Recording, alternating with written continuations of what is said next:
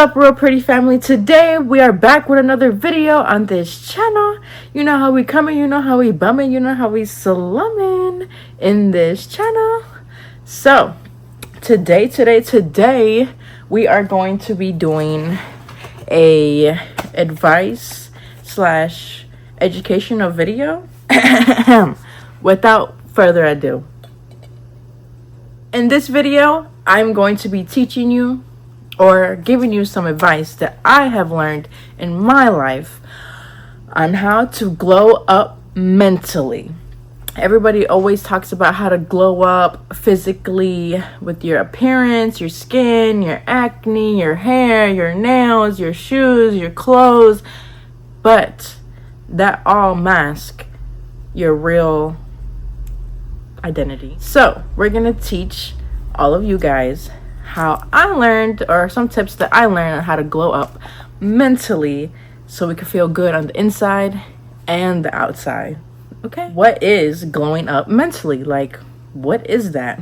So glowing up mentally is basically transforming your mindset to be into a positive mindset, have emotional resilience, which means like to not get beat down so often and not be so emotional or let life take a toll on you, basically, like be emotionally resilient.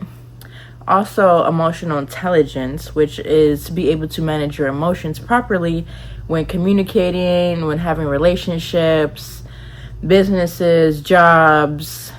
I definitely had to, and I'm still working on my emotional intelligence.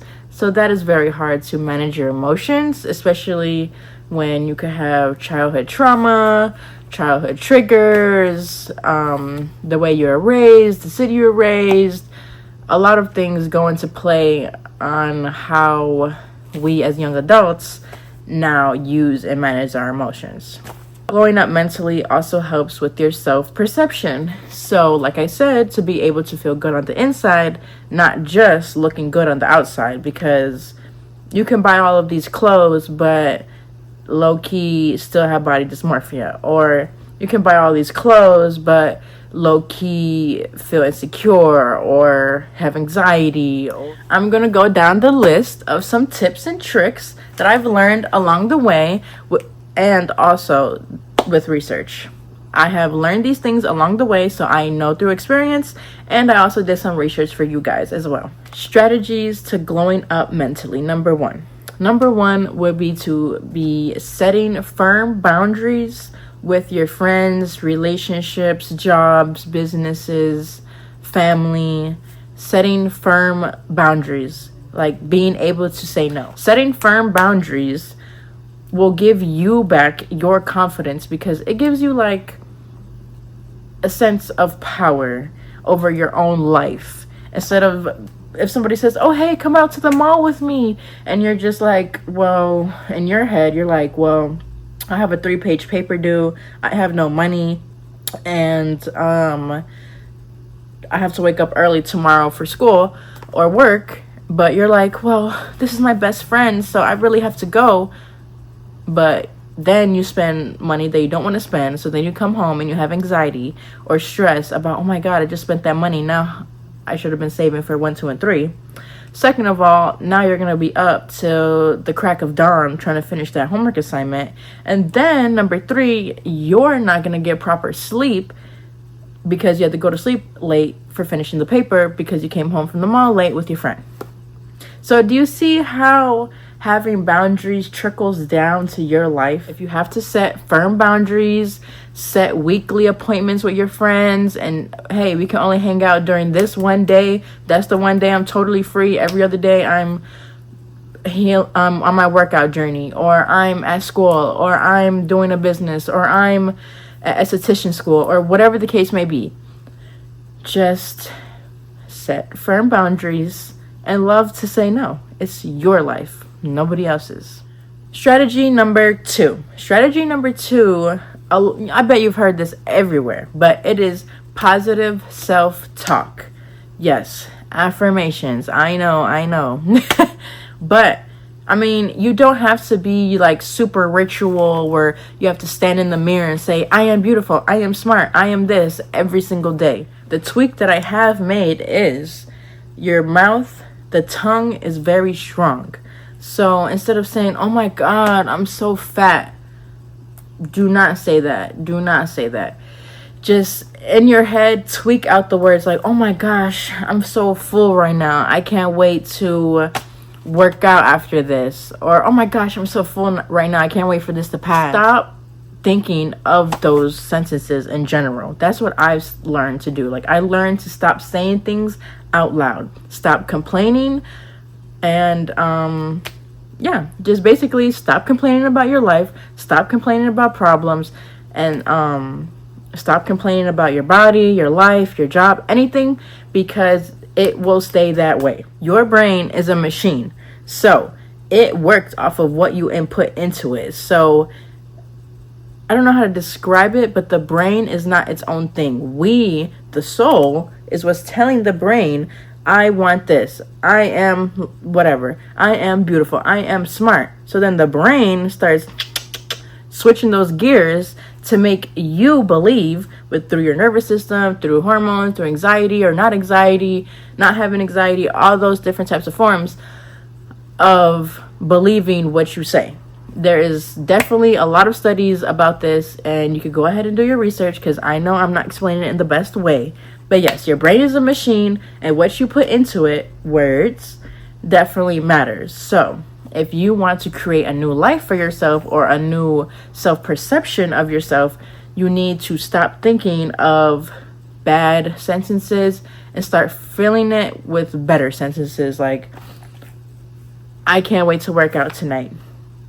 I can't wait to meal prep tonight. I can't wait to do my skincare routine. I can't wait to do self-care. Like, don't say, oh my God, I have so much acne. Say, I can't wait to do self-care. Like, what are you going to do to solve the problem, basically? Strategy number 3. So, strategy number 3 is probably the most important, especially for women, which is to have hobbies or to find other outlets for stress. There's a study that women having hobbies are actually found to be obviously more smart, more communicative, and for some reason they are viewed as a better partner for relationships. I don't know why men like that in women, but yes, that is what the research says. F men, this is not about men, this is about you. But having hobbies mentally will shift all that negative talk away. Like, my hobbies, I like to color in abstract coloring books. I just started doing not just started, but it's been a couple months of air dried clay. I literally have a puzzle on my kitchen table right now. I am doing gardening. I meal prep. I work out. I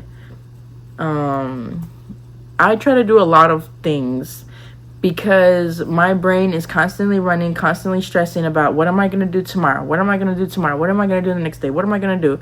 What do I got to do? Like, I always feel like I'm behind. That's my anxiety. But obviously other people have different anxieties. But when I'm coloring in that abstract book, or when I'm making my ashtray, or when I'm gardening my herbs, the only thing I'm thinking about is that hobby. I'm living in the present when I'm doing that hobby. Like my coloring book, I'm thinking about what's the 3 colors that I want to color this leaf? What's the color combination that's going to look cute? Gardening, let me make sure my soil's not too wet. Let me do this. I'm not thinking about bills. I'm not thinking about stress. I'm not thinking about the internet. I'm not thinking about friends, family, trauma, body images. I'm not thinking about nothing but this coloring page, or my plant, or my new ashtray I'm making, or the puzzle that I'm especially a puzzle. Girl, you're not thinking about nothing except finding that puzzle piece. So I'm telling you, like, the phones, the internet, oh no, it does not distract you. Like, sometimes I go on my phone after work and I'll be like, oh, let me just relax and go on TikTok for 30 minutes. But then it's like, I'll be scrolling and scrolling and scrolling. I just be like, this is boring. Like, I get bored after like 30 minutes. Why not do something productive, cute, and also stimulates your brain? Like, having hobbies basically makes you somewhat neurodivergent, where it uses both sides of the brain, because one side of the brain is for like information and factual things, and the other side of the brain is for creativity and art and stuff like that. So if you're always in this state of the brain, this one is not, it's still there. It needs you, you know? So use both sides of the brain, expand more networks up in there, and yeah, it's tames your stress, gives you a hobby, makes you some cute figurines, and yes, go find a hobby. Okay, strategy number 4 that I like to do as well. I mean, I wouldn't say this is a hobby, so that's why I didn't put it under hobbies, but I love to journal. I love to journal. You can journal in the morning, in the night, whenever you want. You could journal in any type of formats. Like, my journal goes all over the place, from sometimes I'm talking to God, sometimes I'm talking to myself, sometimes I'm manifesting my life, sometimes I'm writing my problems down and problem solving. I also like to problem solve for my future, like with this. I know that I wanted to do YouTube, but my anxiety was telling me like, oh, how am I going to compete with thousands and millions of other people on YouTube? How am I going to do this? How am I going to do that? Da, da, da, da. But when I journal and I write all my stress out, all my problems, all my anxiety, all those thoughts, and then you start answering them yourself.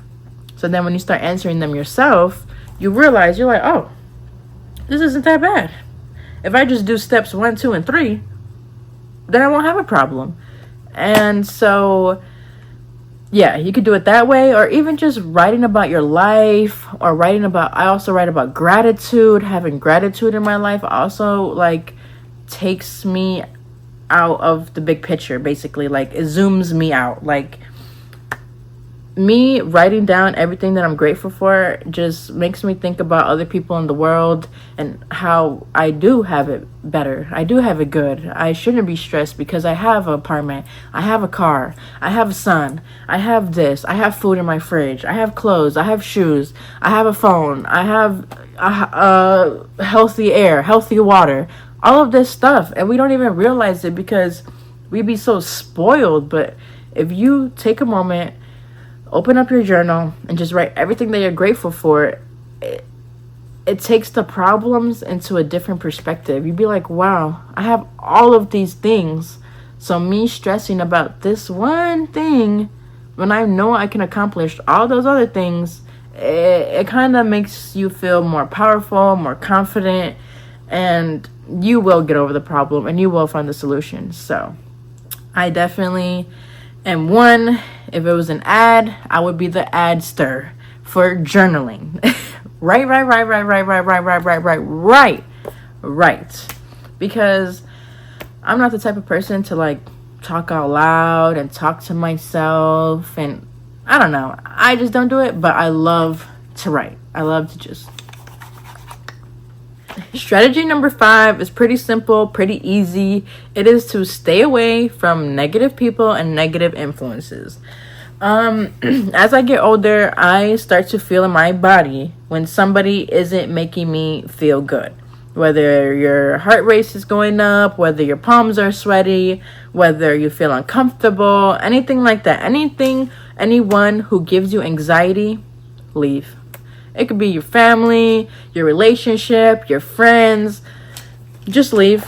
And I mean, sometimes, obviously, friends, family, relationships, they have hiccups, so it might not be all the time. But if you realize over a set amount of times that this person isn't changing, you tell them you feel uncomfortable and they're not changing for you, then I think it's best to just snip them off, because you don't want no negative people in your life saying negative comments, because again, the tongue is very powerful. So if they're saying negative comments out loud and always complaining about life and always this and always that, you're gonna hear it, your brain's gonna take it in, and it's gonna think, wow, Oh my God, it is this. Oh my gosh, you're right. I am fat. Oh my God, you're right. I can't do that. Oh my gosh, right. What was I even thinking? I could start a business.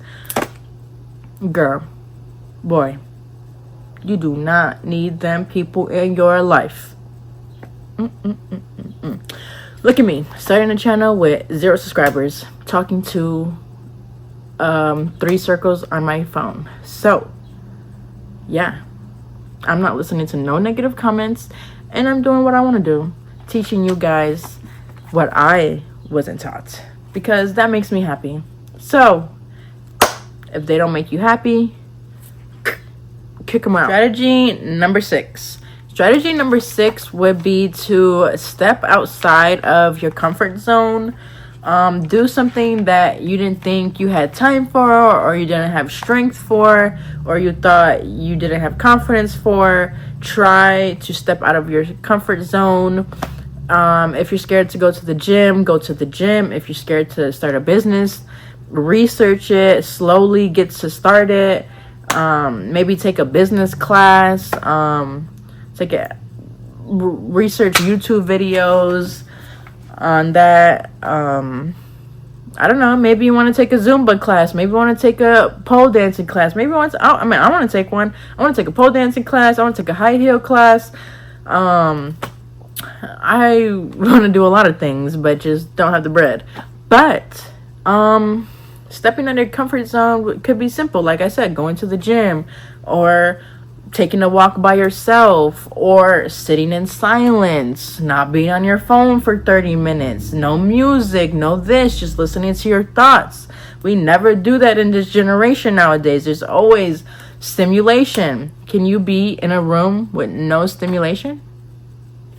Try it. Challenge yourself by meal prepping or drinking water every day, or it could be the simplest thing. Like, say you have a goal. I'm just going to use weight loss because that's the most common. Weight loss. And you'd be like, oh my God, I can't lose 60 pounds. I'll never be able to lose 60 pounds. Well, why don't you step outside of your comfort zone instead of just watching workout videos on Facebook and saving them to a collections like I did? Why don't you get on the floor and try them? Why don't you stop that video, get on the floor, and do it? Step out of the comfort zone of being in your bed and do it. Step out of the comfort zone of being tired and wake up early. Step out of the comfort zone of being a people pleaser and say no. Like, there's so many different things and life things that you can try to just step out of your comfort zone. Like, write down a list of things that you're like scared of, or you don't think that you fit in that category, or you wouldn't be chosen, or any type of situation where you feel like you wouldn't be picked. Write down a list, and then try to find a way to challenge yourself. Okay?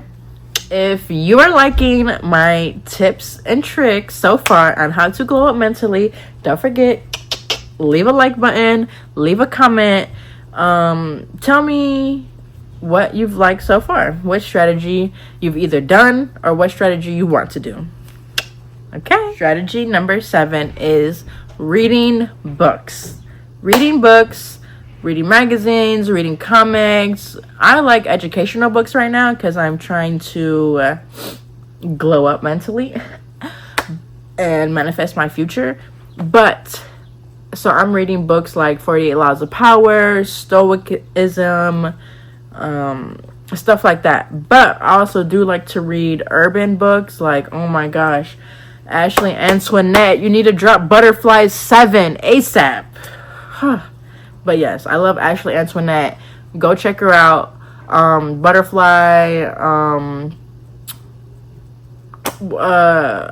she has a whole bunch of series. Just go check it out. Every series she makes, you'll read it.